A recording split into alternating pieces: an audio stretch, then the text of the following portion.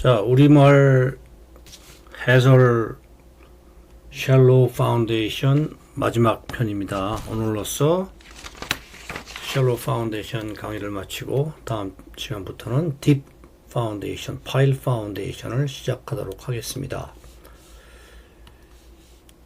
자, 우리가 지금 이제 rectangular footing을 한번 보겠습니다. rectangular footing. rectangular footing은요, 이게 가로 세로가 다르죠. 그래서 이 부분을 우리가 이제 칼럼 하중이 좀 집중된다, 뭐 집중대, 뭐 또는 뭐 집중 영역대, 뭐 이렇게 얘기할 수 있나요? 칼럼 스트립 이렇게 얘기할 수 있는데, 제 영어 강의에는요 전부 미들 스트립으로 표현되어 있는데요. 글쎄요, 뭐 이게 미들 스트립도 정확하게 아니고 칼럼 스트립도 정확하게 아니고요. 칼럼 하중 집중 영역대 뭐 이렇게 표현하면 제일 좋을 텐데요. 하중 집중 영역대. 국문판에서는 이제 칼럼 스트립으로 표현하겠습니다. 영문본에서는 미들 스트립으로도 표현되어 있으니까 참고하시기 바랍니다. 그래서 이렇게 가로 세로가 다를 때는요, 이 긴 부분에 S만큼 되는 부분을 우리가 칼럼 하중이 집중되는 영역대다 이렇게 보고요. 여기는 좀 배근을 집중해 줍니다. 배근을 집중해 줍니다. 여기는요. 그래서 얼마큼 집중시키냐 하면은 이렇게 이제 집중을 시키는데요. 여기만큼 3000 이만큼을 이제 집중을 시키는데요. 이렇게 여기 보시면 느끼겠죠? 많이 집중이 되어 있죠, 그죠? 그래서 전체 필요한 철근량의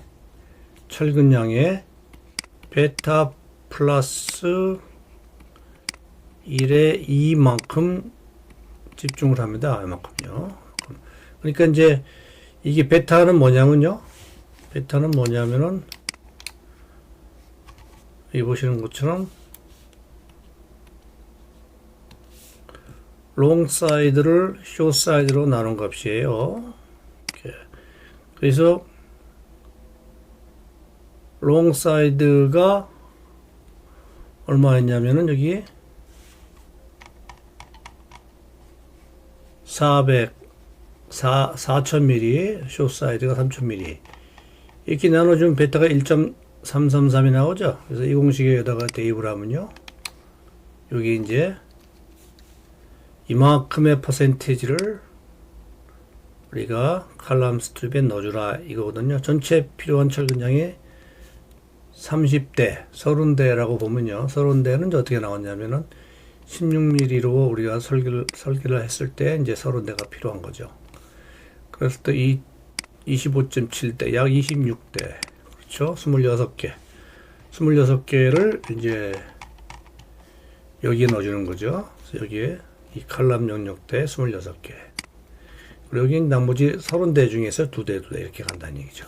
그래서 이렇게 렉탱귤러 기초는 이렇게 설계를 반드시 해야 된다. 이렇게 규정에 나와 있습니다. 그리고 이제 줄기초 설계로 들어가세요. 줄기초 설계로 들어가서 영문판에 자세히 설명이 돼 있어요. 다시 한번 간단하게 요약만 해드리면은, 우리가 이제 이게 서비스 로드죠. 서비스 로드. 이제 팩터 하중계수. 팩터드 로드가 아닌 거죠. 하중계수가 안 들어가 있는 그 상태에서 하중을 이제 베어링 캐패시티, 진해력이죠. 진해력. 이렇게 순진해력이라 하면은 우리가 전체 소일 진해력에서 미리 존재하는, 그죠? 이게 이제 콘크리트 기초, 월 기초, 그 다음에 이제 소일, 무게는 미리 존재하지 않습니까? 그 다음에 이제 그 위에 있는 이제 또 기초판 자체에 이제 또 두께도 있고요. 그래서 미리 선 존재하는 이제 하중을 빼주는 거죠. 여러 번 설명하고 있습니다. 그래서 이게 이제 순지내력입니다. 순지내력. 그래서 그럼 우리가 필요한 이제 줄기초의 면적이 길이당 나오죠. 길이당 나오게 됩니다. 왜냐하면 이제 하중이 이제 길이당 계산된 거거든요. 여기 서비스 로드가. 그랬을 때 이제 우리가 폭을 1.6m로 가정을 하게 되면은 이제 쭉 길이당 이렇게 이게 이제 푸팅인데 월 푸팅이 뭐 굉장히 길겠죠. 그래서 이 폭을 우리가 1.6m로 가정을 하는 거죠.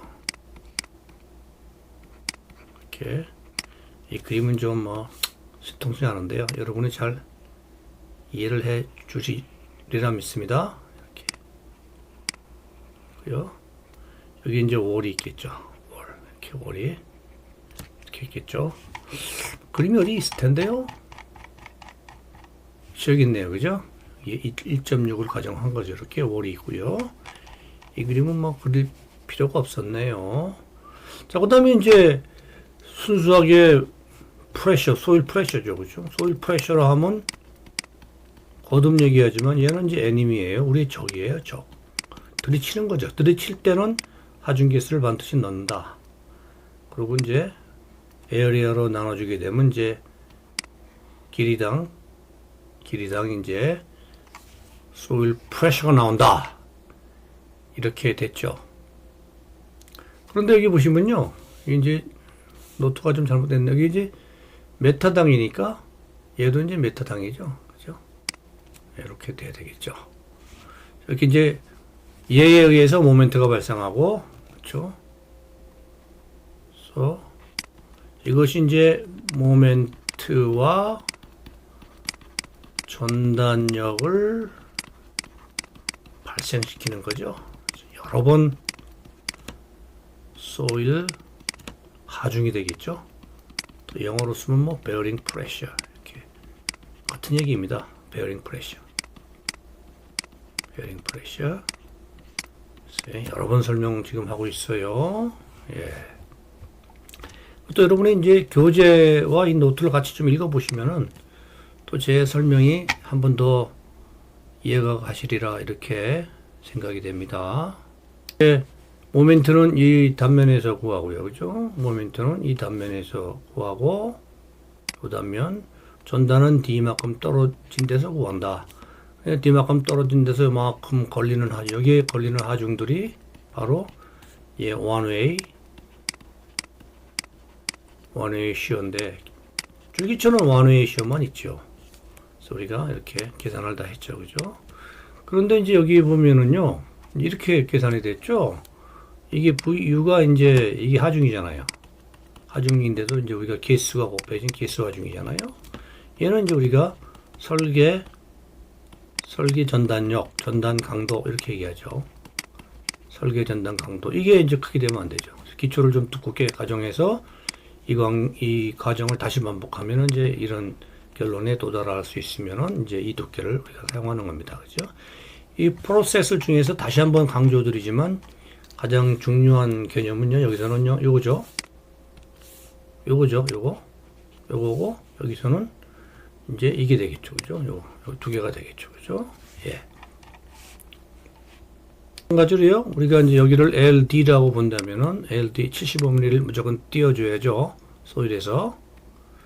요 LD로 계산된 놈이 반드시 이 철근, 제공된 철근보다는 길어야 되겠죠. 요 제공된 철근은 이제 1600에서 기둥폭 300을 빼고요.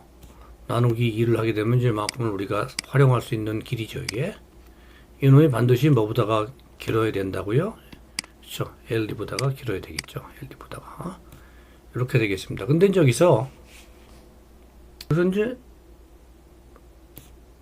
또 150을 더 빼줘야 되겠죠. 150. 그렇죠.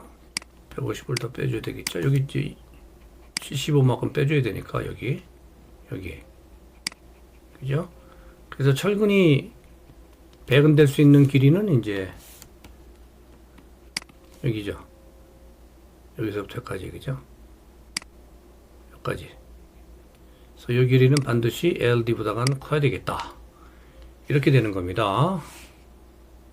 독립기초일 때도 똑같이 나왔죠? 이렇게. 예, 독립기초일 때도 75를 뺐어요. 그죠? 1525는 이제 이 길이죠. 여기서 75를 뺐죠. 독립기초도요. 마찬가지가 되겠습니다.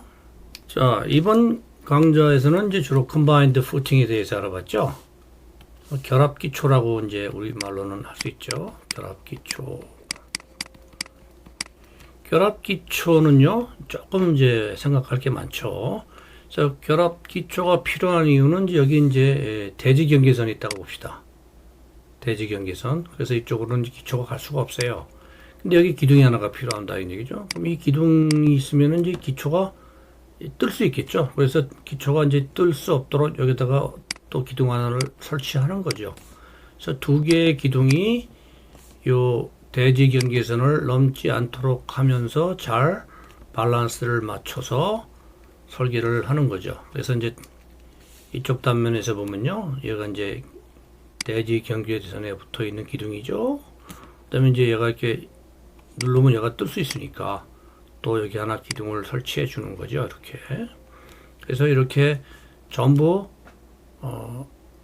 엮어주는 거죠. 얘를요, 기초로다가 이렇게 엮어줄 때 우리가 얘를 이제 결합 기초 이렇게 얘기를 하고요. 또 이렇게 이제 스트랩 푸링으로 별도로 우리가 또 엮어줄 수도 있어요. 스트랩 푸링은 이제 독립 기초죠. 독립 기초. 스트랩 푸링. 자, 이제 이걸 한번 공부해 보는 겁니다. 그래서 하중이 이제 데드로 드라이브로드가 각각 작용을 하죠. 외부 기둥에 대해서 내부 기둥에 대해서 데드로 드라이브도 각각 두 개씩 작용을 한다고 보고요. 나머지는 다 똑같이 주어지죠. 모든 성질은요. 그 다음에 이제 진해력도 우리가 구해왔죠. 소일 엔지니어들한테요. 그렇기 때문에 우리가 여기서 이제 순진해력을 이제 계산하죠. 순진해력. 그죠? 순진해력. 달라지는 건 아무것도 없습니다. 그래서 역시 우리가 이제 순진해력이죠. 여기 순진해력을 계산하고요. 또 여기서는 이제 또 아래에서 위로 올려치는 우리가 이제 하중을 계산하는데 그 하중을 이제 계산하기 전에 우리가 이제 기초 면적을 좀 가정을 해야 되겠죠. 그래서 기초 면적 가정하는 원리는요, 이렇게 됩니다. 이게 이제 대지경계선이죠. 이렇게 위에서 본 겁니다. 이렇게. 그죠? 대지경계선에. 우리가 이제 이 기초 하중의 중심을 구할 수 있어요. 그죠? 하중의 중심은 뭐, 우리가 정육학에서 여러 번 배웠죠. 그죠? 그 각각의 하중의 1차 모멘트. 이게 이제 외부 기초죠. 외부 기둥이죠. 이게 내부 기둥. 그러니까 이제 거기까지의 1차 모멘트 팔 길이는 200이 되겠고요. 6400이 되겠죠. 이게 이제 대지경계선이죠. 대지경계선. 그래서 여기 기둥이 하나 있으면요. 여기까지가 200이란 얘기죠. 200. 여기 기둥이 하나 있으면은 여기까지가 6200이란 얘기죠. 그죠? 1차 모멘트죠. 이게 이제 하중이죠. 이게 이제 1540이 걸리고요.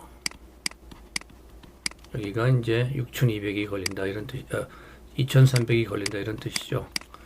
그래서 문제 가보시면요. 이게 이제 2400이죠. 인테리어, 그죠? 여기, 이거 두 개 더하면은 이제 1500인가요? 예. 1540 나오죠? 그 다음에 이제 그 길이가 다 나오죠. 그죠? 길이가. 인테리어는 이제 600mm by 600, 그 다음에 엑스테리어는 600mm by 400이니까 요 반이니까 200이고요. 여기까지 중심까지 거리는 이제 6200이 되는 거죠. 이거는 뭐 여러분 이제 이런 거는 이제 여러분 바로바로 알 수 있죠. 그래서 하중의 중심이 이제 3794 이렇게 이제 보여지는 거죠. 이렇게 3794. 그러면 이제 가정은요, 요 두 배로 우리가 기초 길이를 간다. 이렇게 이제 가정을 하는 겁니다. 2배. 이렇게 똑같이 2배. 아시겠죠? 가정입니다. 2배. 그랬을 때 우리가 이제 7600mm의 이제 길이의 결합 기초를 생각할 수 있고요. 거기에 이제 우리가 이게 이제 계산된 면적이거든요. 여기서 그죠? 이거 계산할 때는 여기가 이제 서비스 로드라고 또 몇 번 얘기했습니다. 그래서 폭을 우리가 2.5m를 가정을 하는 거죠. 그래서 폭이 이제 가정이 되면요. 이게 이제 면적을 이제 여기 이제 계산용 이니셜 면적이다. 이렇게 볼 수 있는 거거든요. 이렇게요. 그러면 이제 하중계수 곱한 놈을 면적으로 나누면 바로 이게 뭡니까? 그렇죠. 이게 이제 아래에서 기초를 솟구치게 만드는 거죠. 솟구치게 만드는 하는 소일 프레셔입니다. 소일 프레셔. 소일 베어링 프레셔가 되겠습니다. 그래서 제가 이걸 맨날 뭐라 그랬죠? N입니다. 이렇게 얘기했어요. 그죠? N입니다. 우리가 여기를 대비하는 거예요. 그렇게 했을 때 이제 다 구해졌죠. 그래서 모멘트를 우리가 보통 뭐 줄기차나 스트랩 기초, 독립 기초에서는 모멘트가 간단하죠. 이게 하중에 솟구치면은 모멘트 다이어그램이 뭐 어떻게 되겠어요, 그죠? 우리가 이걸 이제 거꾸로 뒤집어 놓으면은 이제 슬라브라 그랬어요. 헷갈리시면 뒤집어 놓으면 됩니다. 이 하중이 여기 있는 거죠, 이제는 그죠? 그렇게 되면 모멘트 다이어그램이 이제 이렇게 되겠죠, 그죠? 이렇게. 여기 모멘트 다이어그램이 이제 이렇게 되는 거죠. 캔틸레버처럼. BMD가 되는 거죠. 자, 근데 이제 이 결합기초는 우리가 이런 거죠. 얘를 뒤집어 놓으면 이렇게 되겠죠. 기둥이 여기 있고, 기둥이 여기 있고, 그죠? 그래서 밴딩 모먼트 다이어그램을 그리면 어떻게 되겠죠? 이렇게 되겠죠. 이렇게 되겠죠. 그래서 얘를 이제 거꾸로 뒤집어 놓으면요. 여기 보이는 것처럼 이렇게 되겠죠. 그죠? 그래서 이렇게 되겠죠. 여기 조금 올라가는 이유는요. 조금 올라가는 이제 기둥면에서 계산하면 이렇게 조금 올라갈 수가 있죠. 어쨌든 간에 밴딩 모먼트 다이어그램의 형태는요. 여기 보시는 것처럼 이거를 뒤집어 놓은 거죠. 이렇게 갔다 이렇게 내려오는 거죠. 이렇게 갔다 이렇게 내려오죠. 그죠? 그래서 여기는 이제 캔틸레버 부분이 되는 거죠. 캔틸레버 부분이 된다. 캔틸레버잖아. 그죠? 그래서 기초는 이제 밴딩 모먼트 다이어그램이 헷갈리면요. 밴딩 모먼트 다이어그램이 헷갈리면은 기초를 뒤집어서 슬라브로 보고 그리고 BMD를 그리고 다시 또 뒤집어야 되겠죠. 다시 뒤집어 놓는다. 그죠? 요거를 제가 영어 강의에서 강의한 겁니다. 그래서 이제 이렇게 이런 형태가 나오죠. 우리가 맥시멈 모멘트에 대해서 설계를 하면 되거든요. 전단 다이어그램을 하면 또 마찬가지죠. 전단 다이어그램도 우리가 뒤집어 놓으면 슬라브처럼 뒤집어 놓으면 이렇게 되겠죠. 이렇게 되겠고 하중이 이제 여기 이렇게 작용하니까 밴딩 모멘트 다이어그램은 어떻게 되겠습니까? 이렇게 갔다가 이렇게 되는 거죠. 이렇게 되겠죠. 그죠? 이런 식으로 되겠죠. 그럼 얘를 뒤집어 놓으면요. 이번에 이제 올라가는 거죠. 이렇게 되는데 우리가 또 역시 기둥면에서 우리가 계산하니까 이렇게 이제 약간 기울어지게 나오죠. 기둥면에서 우리 이 모멘트는 이제 고려 안 하죠. 이 전단은 고려 안 하죠. 모멘트도 기둥면에서 얘도 이제 기둥에서 D만큼 떨어진 데서 그죠? 그래서 이제 하중에 의해서 내리치고 반력에서 올라가고 다시 하중이 내리치고 이 전단 다이어그램을 그리는 원리죠. 시어 포스 다이어그램의 원리죠. 그래서 여기도 마찬가지죠. 하중이 소일 프레셔가 들이치니까 얘는 올라가겠죠. 그렇죠? 그리고 여기서 이제 기둥이 내려누르니까 내려왔다가 다시 또 올라가죠.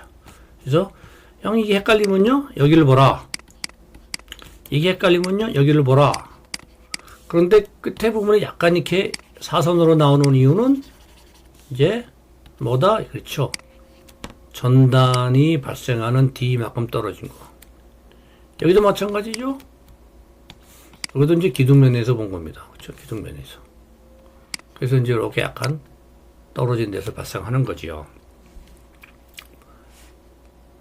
이런 경우에 대해서 이제 전단력도 SFD와 BMD에 대해서 이제 각 하중을 다 자세히 계산을 다 해놨어요. 여러분을 위해서 이렇게.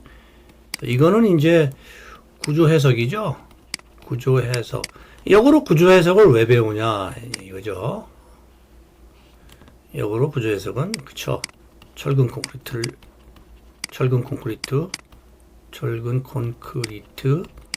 배근을 위해서 배우는 거다. 제가 여러분 말씀드렸죠. 배근 없으면은 우리가 배우는 모든 구조 지식은 실무에서는 소용없다라고 감히 말씀드릴 수가 있겠습니까? 뭐 이렇게 과언은 아닌 것 같아요. 그죠? 배근. 구조 해석을 배우는 이유는 배근을 배우는데 구조 해석을 배워서 SFD를 구하고 BMD를 구하고 각자 포인트의 모든 로드를 구합니다. 여러분 이거는 이제 정말 잘 계산을 해 놓으셔야 돼요. 제가 시간만 많으면요. 이것도 정말 일일이 제가 다 그냥 설명을 해드리고 싶은 마음이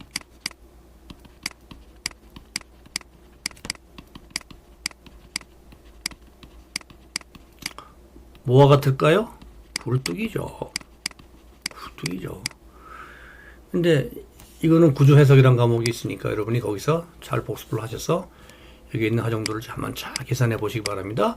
그래서 여기서 이제 맥시멈 값, 여기 맥시멈 값. 이것이 바로 우리가 전단 설계를 하고, 요거 가지고 이제 전단 설계를 하고요.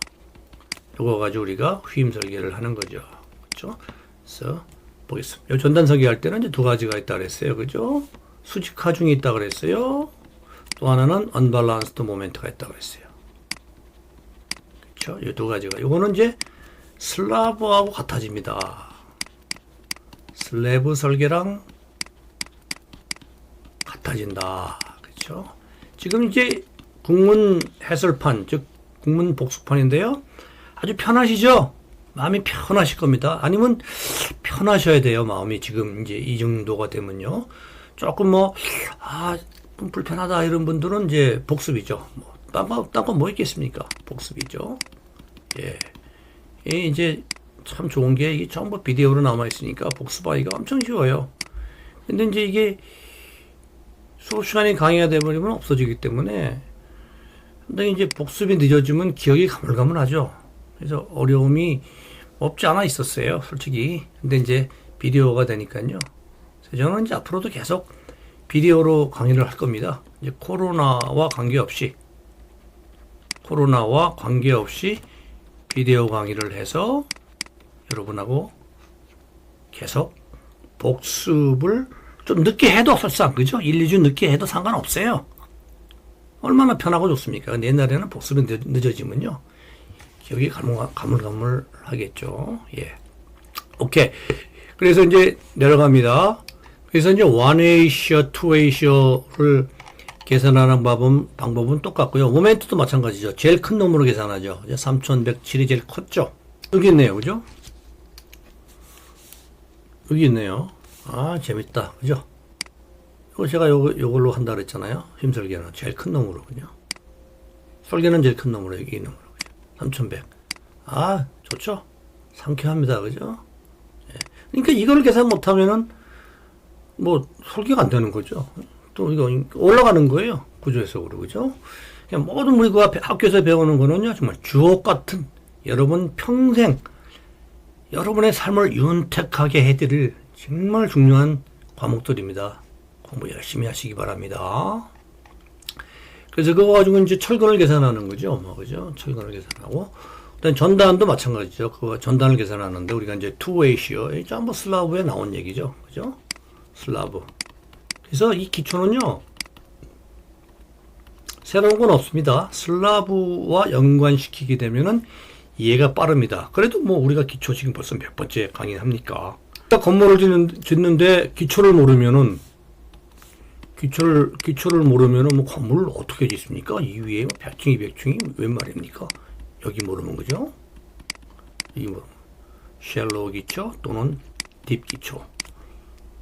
자, 그 다음에 이제 요게 이제 여러분 좀 헷갈리셨나요?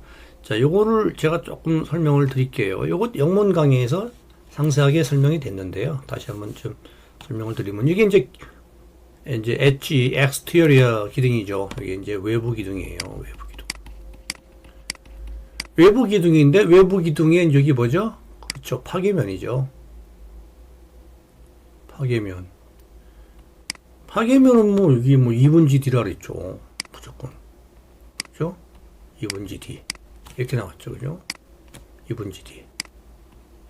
그래서 이제 우리가 이건 칼럼의 폭이고요. 우리가 2분 GD 알고 그래 전체 길이가 나오죠. 이게 얼마죠? 잘 안 보이네. 예. 뭐 얼마가 됐든 간에. 그렇게 해서 나오는데 이제 여기가 파괴면이고 이제 기둥면인데 문제는 뭐냐면 이제 슬라브에서의 언밸런스드 모멘트는요. 언밸런스드 모멘트는 하중이 달라지죠.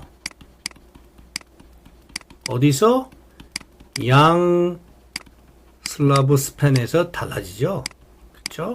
스팬에서 달라집니다. 그래서 언밸런스 모멘트가 생겼어요. 근데 기초는 슬라브하고 다르죠. 뭐 하중 스팬 그런 게 아니고 기초는 이렇게 여기서 소일이 이제 이걸 단면으로 끊어서 보시면요. 단면으로 끊어서 보시면 얘가 보이는 거예요. 그죠?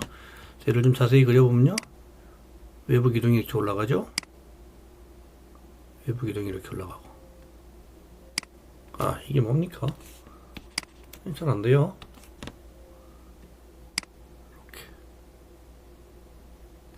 이렇게 올라가고, 그 다음에 이제 이게 슬라브죠. 슬라브가 이제 계속 간다고 보는 거예요. 뭐 이렇게. 여기만 그린 거니까, 이렇게. 그죠? 계속 간다고 보고. 자, 그 다음에 이제, 여기에요. 여기 바로 이제 뭐냐면은, 여기 이제, 크리티컬 섹션이죠. 여기서, 이 면이죠. 이 면을 지금 보시는 거예요. 여기에. 단면에서 보시는 거예요, 물론. 기초는 계속 간다 그랬어요. 크리티컬 시어 파라미터. 그죠? 파라미터. 둘레. 그런 뜻이죠. 그 다음에 이제, 여기서 이제 소일이 솟구치겠죠. 제가 솟구친다는 표현을 썼어요. 아주 이해가 한 번에 확 가죠. 한 번에 확 가죠. 솟구치는 거예요, 이게. 솟구치는데, 이 솟구치는 놈하고 위에서 내려오는 기둥의 하중이 서로 작용점이 다르잖아요. 그죠? 얘는 여기서 작용을 하고 가운데서. 얘는 솟구치는 거는 어디서 작용을 하나요? 이쯤 작용을 할까요? 솟구치는 놈의 중심은? 그죠?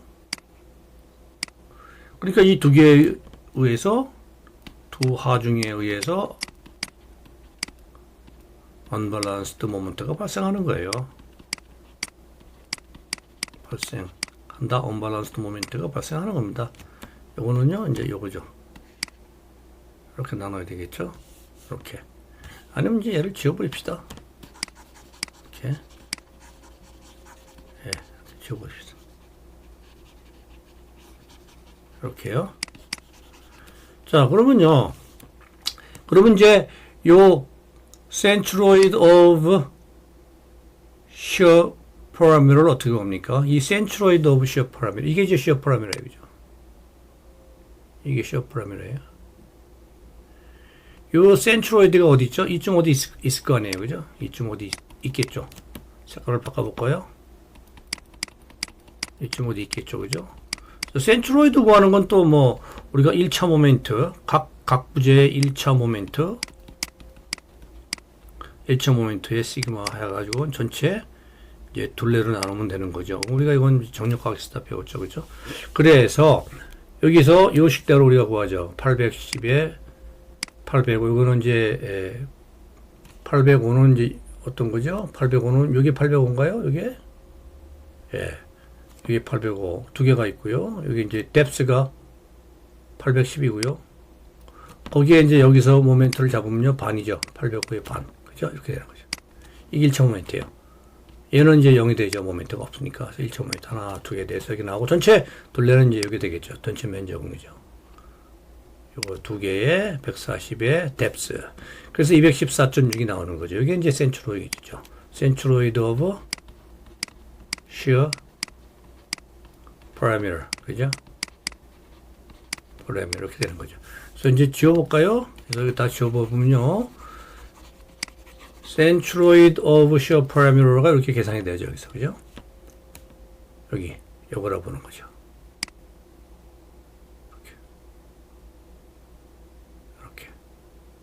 이렇게 되는데, 이제 그렇게 되면 이제 우리가 전단면이 이제 작용하는 소일 프레셔는 우리가 일단 어떻게 되죠? 이게 되겠죠, 그죠? 소일 프레셔 아래에서 위로 솟구치니까, 그죠? 이만큼 솟구치겠죠? 여기서 이만큼 솟구치잖아요. 색깔을 같은 걸로 하겠습니다. 그죠? 이 솟구치는 전체 소일 하중은요, 프레셔는 이거죠. 그죠? 면적에 300군 앞에서 구했죠? 이렇게 나오죠. 여기에 이제 전체로 꽂히는 거죠. 자, 그러면 우리가 이제 언밸런스 모먼트를 계산할 준비가 됐죠. 언밸런스 모먼트는 이제 모멘트를 잡으면요. 자, 2351이 뭐였죠? 요거 있죠. 기둥하중. 그죠? 그 다음에 이제 요게 우리가 요 centroid of shear parameter에서 우리 모멘트를 잡으면 요 거리가 간단하게 알죠, 우리가. 그죠? 390. 우리가 이제 이 방향을 플러스로 보는 거죠. 그러면 소일은 마이너스죠. 그죠? 소일은 마이너스죠. 그래서 소일은 저체 350인데 350이 어디서 작용하냐면 소일의 중심점은 여기죠. 그죠? 소일 여기 작용한 중심점은 여기죠. 근데 우리가 여기서 모멘트를 잡으니까 요 차이는 뭐죠? 그죠? 여기 전체의 805의 반에 얘를 얼마를 뺀 겁니까? 805의 반에 얘를 214.6을 빼는 거죠. 그럼 얼마 나오죠? 160 얼마 나올래나요? 그죠? 이렇게 나오죠. 여기에 187이 나왔나요? 예. 그래서 여기 이제 이건 마이너스죠. 그죠? 이렇게 가니까 마이너스. 이런 계산은 여러분 한번 맞춰보세요. 그죠? 제가 뭐 다 말씀드린 거나 마찬가지니까. 그죠? 오케이. 그 다음에 이제 우리가 배웠죠. 아, 나오네요. 그죠? 폴라 모먼트 오브 이너시아. 폴라 모먼트 오브 이너시아는 모멘트가 삐딱하게 걸리면 두 개 다 치는 거죠. 그죠? 이거는 엣지 공식을 사용한다. 엣지 공식을 사용한다. 그래서 우리가 이건 여러분들 자율학습을 한번 해보세요. 결론. 이건 제가 한번 다시 자세하게 써드린 건데요. 이게 좀 잘 안 보이실려나요? 예. 이 정도면 보이죠? 그죠? 예. 이 정도면 보이죠? 오케이. 자, 그래서 이제 결론인데요. 일단 우리가 전단 강도를 체크를 해야 될 거 아니에요. 그죠? 항상 phi VC가 VU. 이건 우리가 enemy. 그죠? 이건 우리가 capacity. 항상 커야죠, 얘가. 그죠? 얘보다는. 그죠? 이렇게 되죠. 커야 되겠습니다. 그런데 이제 이 전단역, 그죠? 이게 이제 factored shear force죠. shear force. factored shear force는 두 가지로 구성이 되어 있죠. 얘기했죠? 수직, 하중. 이거는 이제 펀칭. 그 유명한 펀칭 shear. 지금 뭐 머릿속이 아주 맑으시죠? 아주 그냥 제가 드리는 말씀이 스윗하죠? 그쵸? 아주 재밌습니다. 이렇게 재밌습니다. 그 다음에 여기서 오는 거는 뭐죠? 언밸런스드에 의한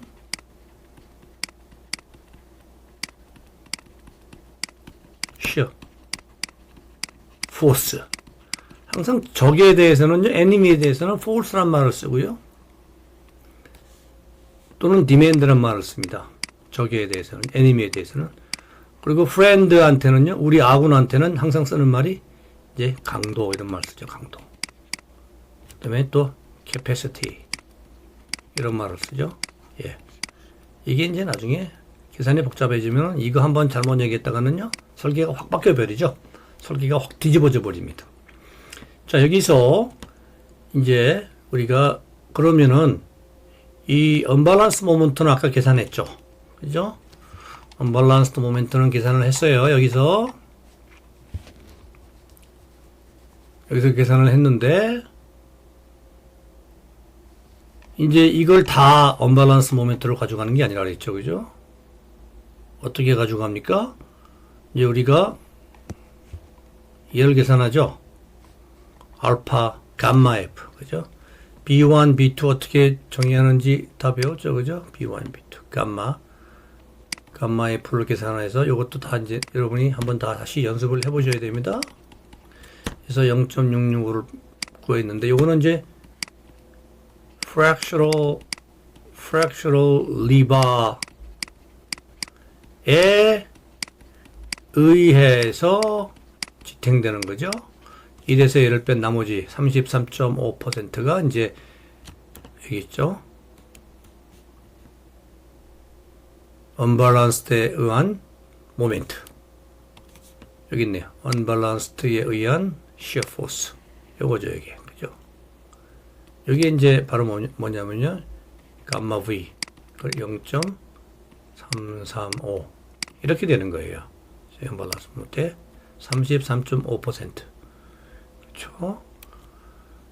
그 다음에 이제 여기에 JC, 그죠? 폴라 모멘트 오브 이너시아로 나눠주는 거고, 이제 C는요, 그죠? C는 그 언밸런스드에 의한 시어 포스가 발생하는 점이죠. 최대로 발생하는 위치. 그죠? 위치가 되겠죠. 그래서 여기서는 이제 805 마이너스 2, 그죠? 여러분. 그래서 여기는 이제, 자, 폴라 모멘트 오브 이너시아를 이용해서 언밸런스드 모멘트를 콘크리트의 전단 강도를 이용해서 해결하는 그 방법을 지금 공부하고 있죠. 자, 마지막 관문입니다. 마지막 관문이에요. 다 지우도록 하겠습니다. 마지막 관문을 위해서요. 한번 싹 지우고 설명을, 이제 마지막 스텝을 설명을 하겠습니다. 여러분 자세하게 이제 보셨는데요. 자세하게 보셨는데 지금 우리가 이제 모든 항을 다 공부했죠. 얘도 공부를 했고요. 이 뭔지 알고요. 언밸런스드 모먼트, 이게 MU죠. MU 뭔지 알고요. 얘가 이제 감마 V죠. 얘랑 좀 순서가 좀 바뀌었습니다만은 얘가 감마 V고요. 헷갈리니까 그냥 지웁시다. 이거. 예.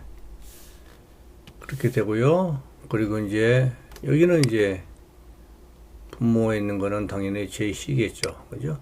남은 게 이제 C네요. 그죠? 여러분께 말씀드린 대로 남은 게 C예요. 남은 게 C입니다. 그러면 이제 이 C가 뭐냐? 이 C를 이제 잘 이해를 하셔야 됩니다. 잘 이해 필요합니다. 자, 이 C만 잘 이해하면 우리가 이 식을 이제 이해를 하는 거죠. 여러분 이제 나중에 실무에 가서 회사 사람들 뭐 다 만나보시겠습니다만 이 식을 잘 이해하고 있는 사람이 그리 많지는 않을 겁니다. 여러분이 가서 여기에 대해서 이제 한번 잘 실력을 발휘를 해볼 날이 곧 올 겁니다. 자, 여기 보실까요? 여기 보시면요. 이제 제가 말씀드린 이제 그 C에 대한 설명을 좀 드리겠습니다. 여기 보시면은 우리가, 자, 먼저 빔을 한번 볼까요? 우리가 빔의 케이스를 보면요. 빔의 케이스를 보면은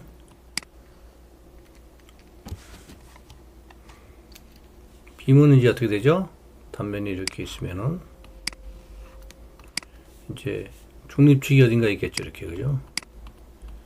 중립축을 중심으로 여기는 뭐 압축이 되든지, 압축 시그마 C, 여기는 그러면 인장이 되겠죠. 시그마 T.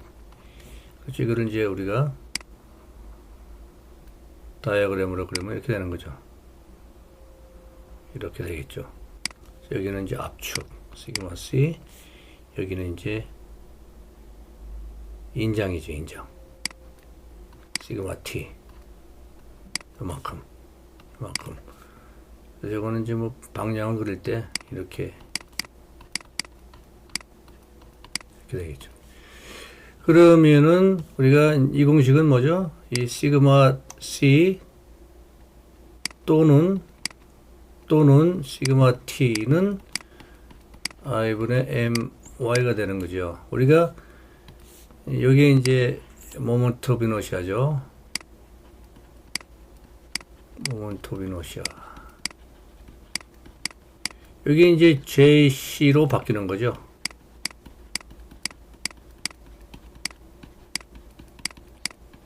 JC로 바뀌는 거죠.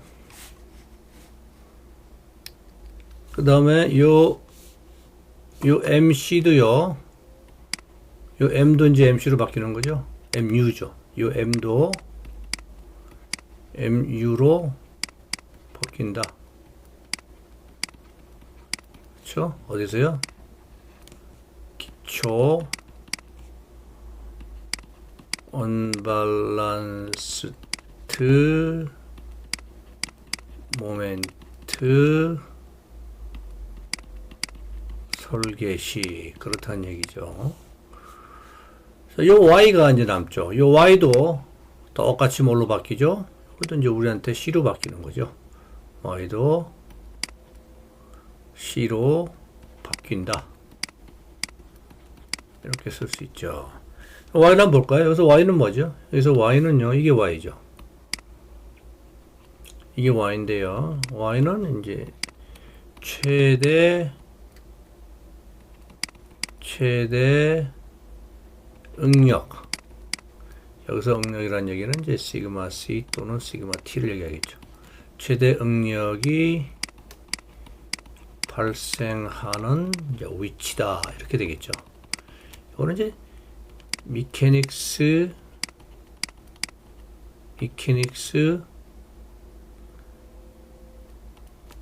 오브 머티리얼이라는 이제 과목에서 배웠죠.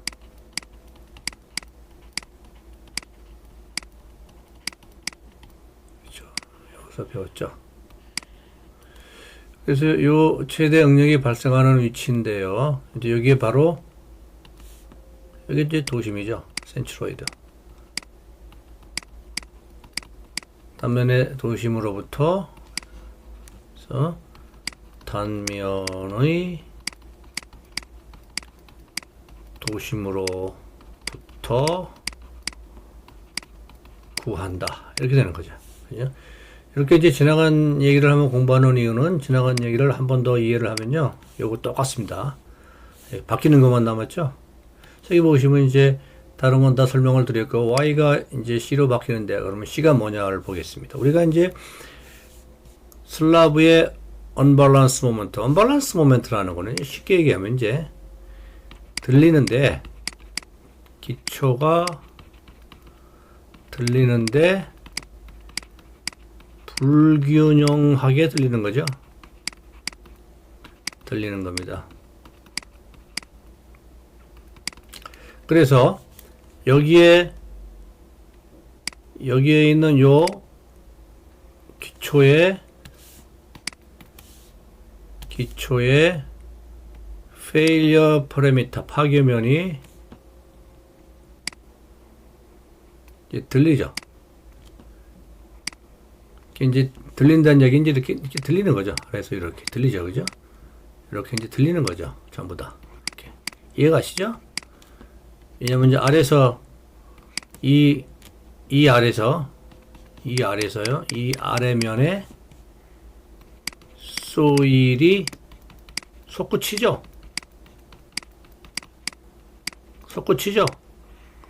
솟구치니까 이제 이만큼이 이렇게 들리는 거예요. 이렇게 들리는 겁니다. 그죠? 들리는 거거든요. 모멘트가 이제 들리는 거죠. 얘는 모멘트가 더 작용하죠. 이게 이제 압축이면 모멘트가 단면에서 이렇게 작용하는 거죠. 마찬가지죠. 얘도 이렇게 솟구치는 거죠. 이 단면에 대해서 솟구치는 거죠. 똑같은 원리예요. 소일이 솟구치니까 이 failure parameter가 들리는 거예요. 이렇게 들리는 거예요. 그죠? 자, 들리게 되면은 이제 우리가 전부 다 물리량이 바뀌죠. I는 뭘로 가죠? I는 JC로 가고, M은 뭘로 가죠? MU로 가고, Y는 C로 가는데, 여기서 이제 C가 뭡니까? 이제 한번 지워볼까요? 여기서 이제 C가 나오는 거죠. 여기서 C는 뭐냐면은, 자, 보세요. 여기서 Y가 뭐죠? 단면의 도심으로부터 구한다. 도심으로부터 어디까지요? 최대 응력이 발생하는 위치까지다. 그러면 우리가 여기서 일단은 최대 응력이 발생하는 데는 여기죠. 여기서 이제 최대 솟구치는 것에 대한 최대 언밸런스 모먼트에 의한 스트레스가 발생하는 거죠. 자, 요 면이 뭐죠? 그죠? 솟구치는 소일에 의해서 발생하는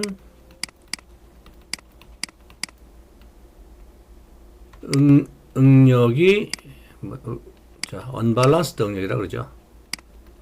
언밸런스드 응력이 최대가 되는 점이죠. 지금 요 점을 설명하고 있죠. 그죠? 여기서. 이렇게. 솟구치는 소일에 의해서 발생하는 언밸런스드 응력이 최대가 되는 점. 자, 여러분 노트 잘 하셔야 돼요. 노트. 지금 제 설명 들으면 잘 이해가 가시잖아요. 근데 이제 얘가 이제 바로 이제 삭제가 돼요. 서버가 부족해가지고 오래 보관할 수가 없습니다. 우리 학교에. 그래서 솟구치는 소일에 의해서 발생하는 언밸런스드 응력이 최대가 되는 점. 바로 이 점이 이제 C점을 얘기하는 거고, 여기는 Y점을 얘기하는 거예요. 여기 이제 C점인데요. 그러면 이제 어디서부터 잰다고요? 그렇죠. 여기부터 된다 그랬죠. 여기서부터. 중립축에서부터. 단면의 중립축에서부터. 그렇죠? 요놈이 이제 요놈이 되는 거죠. 서로 대응되는 거죠. 그죠? 이렇게. 그러면 이제 그 거리는 뭐죠? 여기 있네요. 바로 나오죠? 예. 여기 제가 설명을 자세하게 드리죠. 설명을 자세하게 드리고 있습니다. 그런데 우리는 이제 더 큰 언밸런스 모멘트를 주는 단면이 여기 하나 더 있죠. 그죠? 이쪽 라인이 하나 더 있죠. 여기. 이렇게. 두 군데 존재하죠? 그러니까 여기 보시면요. 하나가 더 존재하죠. 이렇게. 그죠? 그래서 솟구치는 소일에 의해서 발생하는 언밸런스 응력이 최대가 되는 점이 이제 두 군데가 있다는 얘기죠. 두 군데. 여기 하나 있고요. 여기 하나 있고요. 그죠? 여기 하나 있고. 자, 우리가 이제 보드 가서 보면요. 이렇게 최대 응력이 발생하는 위치는 이제 두 군데가 있죠. 그죠? 여기 하나 있을 수 있고요. 그죠? 이 거리 하나 있을 수 있고요. 그래서 이거를 이제 Y1이라고 하면요. 여기가 하나 더 있죠. Y2죠. Y2. 그래서 Y1에서는 Y1을 이용하면 우리가 시그마 C를 계산하는 거고요. Y2를 이용하면 우리가 시그마 T를 계산하는 거죠. 그죠? 중립축이 반드시 중심에 이렇게 있는 건 아니잖아요. 그죠? 이 중립축이라는 게 물론 이제 이 단면이 완전 대칭이면요. 그리고 그 보의 깊이가 D라고 한다면은 이게 완전히 D 나누기 2 완전 대칭이죠. Y가 이렇게 나오지만은 우리가 뭐 철근도 있을 수 있고 이렇게 중간에 뭐 여러 가지 철근도 뭐 다르게 이렇게 있을 수 있죠. 완전 대칭이 아닐 경우에는요, 이게 성립을 안 하죠. 그죠? 일단 중립축을 구한 다음에 이 거리를 별도로 다 계산을 하는 겁니다. 그죠? 요 예제는 우리가 Mechanics of Material에서 다 배웠습니다. Mechanics of Material에서 다 배웠습니다. 여기도 마찬가지예요. 그래서 요 중립축을 중심으로 이렇게 우리가 두 군데가 있어요. 여기 하나 있고 여기 하나 있고. 그죠? 그래서 우리가 더 크게. 그래서 근데 이제 자세히 보면요. 자세히 보면은 요 면이요. 요 면이 더 큰 언밸런스드 모멘트에 의한 언밸런스드 응력을 이야기한다. 그죠? 이 더 큰이라는 표현은요, 여기 말고 여기에 들어가는 게 더 문맥이 깔끔하죠? 더 큰. 이렇게. 그래서 요 면이요. 요 면이 여기서 파괴되는 요 면에서 언밸런스드 모멘트에 의해서 더 큰 응력을 이야기한다. 더 큰 언밸런스드 응력을 얘기하는 거죠. 이야기한다. 그렇죠? 여기가 멀잖아요, 더. 그렇죠? 여기가 멀면은 더 큰 응력이 여기서 야기되는 거죠. 마찬가지예요. 모든 여기가 헷갈리시면요, 여기랑 같이 이렇게 비교를 해보시면 됩니다. 그죠? 노트 반드시 해놓으셔야 돼요. 이거는 이제 조금만 시간이 흘러도 바로 이제 조금 민감한 부분이죠. 그죠? 내용이 상당히 기록을 해놓는 게 제일 좋습니다. 자, 그래서 이제 우리가 이 중립축에서 이 거리를 구해야 되겠죠? 이 중립축에서 이 거리를 구해야 되겠습니다. 그렇죠? 이 거리는 뭡니까? 805 마이너스. 이 거리를 빼면 되겠죠. 214.6. 바로 이게 나오는 거죠. 그죠? 예. 그래서 이것이 바로 C 대신에 여기 곱해주는 겁니다. C 대신에. C야. 여기 C. 그죠? 자, 설명을 아주 제 생각에는 잘 된 것 같아요. 여러분들이 노트를 해 놓으시고 이 부분을 잘 이용하시고요. 이 부분을 서로 이용하면요, 이런 게 있죠. 시너지가 나죠. 슬래브가 이해가 잘 가고요. 기초를 잘 이해해 놓으면 슬래브가 잘 이해가고, 또 슬래브를 이해하시면 기초가 잘 이해가죠. 얘네들은 그냥 거의 뭐 한 개의 챕터다 이렇게 보시면 되겠죠. 그래서 슬래브에 우리가 지금 몇 주 했고요. 지금 슬래브 몇 주 했고, 기초에 지금 몇 주 하고 있죠. 굉장히 중요한 부분이죠. 중요한 부분이다. 두 부분 다. 예. 잘 노트 필기 부탁드리겠습니다. 자, 그렇게 해서요, 이게 이제 감마 V, 이게 언밸런스드 모멘트 851.4. 한번 가봅시다. 예. 그죠? 851.9군요. 잘 안 보이는데. 여기 이제 최대 전단력이, 전단 응력이 발생하는 위치.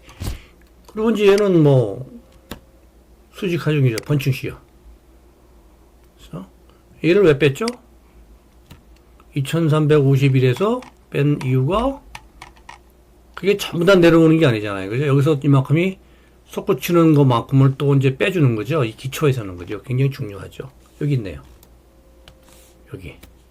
그죠? 2351에서 350.7. 350.7은 여기서 나온 거죠. 그죠? 전단면이죠. 여기 전체가 얼마죠? 357이죠. 전체가. 이 전체니까 얘에서 또 역방향으로 작용하는 걸 다 빼줬을 때 나머지가 이게 이제 그거죠. 펀칭시어가 되는 거죠. 그래서 요거는 이제 슬래브와 다른 점 이렇게 되겠죠. 그래서 여러분 노트 필기할 때 요걸 반드시 강조를 해 놓으셔야 됩니다. 이렇게 슬래브와 다른 점. 그렇죠? 이렇게.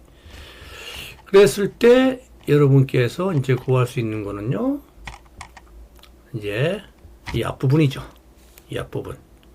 앞부분이 이거는 이제 파괴 둘레면에 D를 곱한 거죠.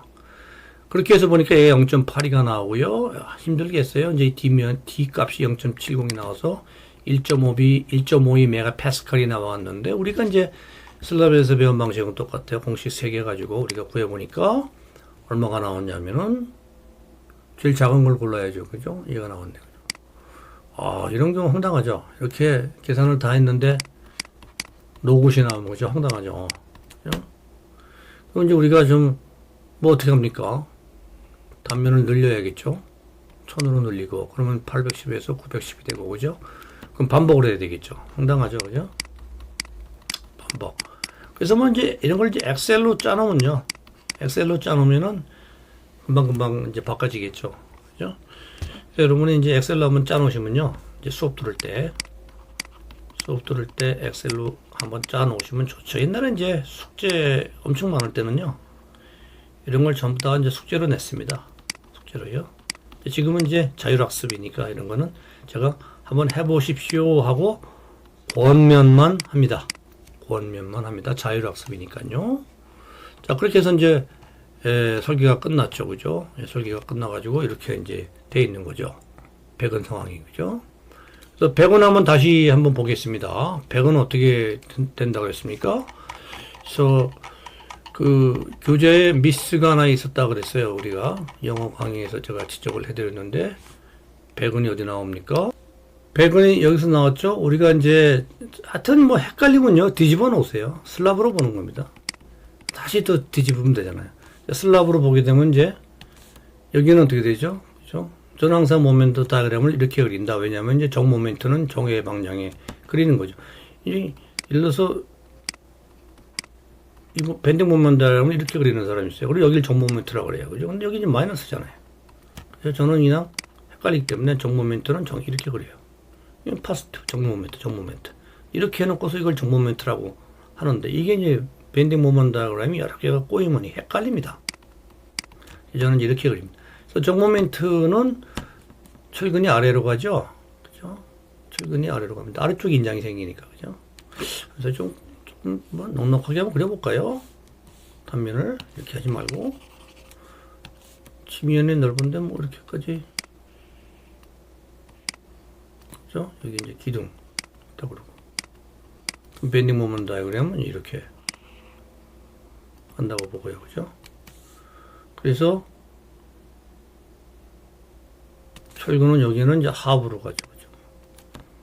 여기 상부로 가겠죠. 그죠? 부모멘트니까. 여기 부모멘트잖아요. 마이너스 모멘트. 여기도 마이너스 모멘트죠? 이 동네가. 전부 다. 그죠? 이 캔틸레버 부분이에요. 캔틸레버는 상부 철근이죠. 그 다음에 이제, 그래서 철근이 이렇게 입백원이 되죠. 여기 가고, 이렇게 입백원이 되죠. 그래서 얘를 뒤집어 놓으면요. 다시 한번 뒤집어 놓으면 어떻게 될까요? 이쪽으로 뒤집어 놓으면은, 여기가 이제 기둥이고요. 이렇게 내려오고, 색깔을 바꿔볼까요? 자, 그냥 따라가는 거죠, 뭐. 밴딩 모먼트 다이그램이 이제 어떻게 되나요? 이렇게 가는 거죠. 이렇게. 그죠?